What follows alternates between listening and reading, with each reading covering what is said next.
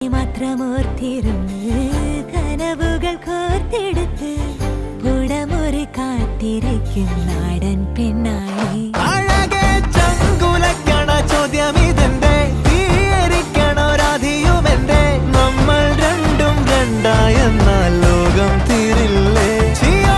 കാവിലെത്തി വിളക്കു കൊളുത്തി നാടറിഞ്ഞൊരു താലിയും കെട്ടി കയ്യിൽ കൈയും കോർത്തും കൊണ്ടേ കൂടെ കൂട്ടും ഞാൻ.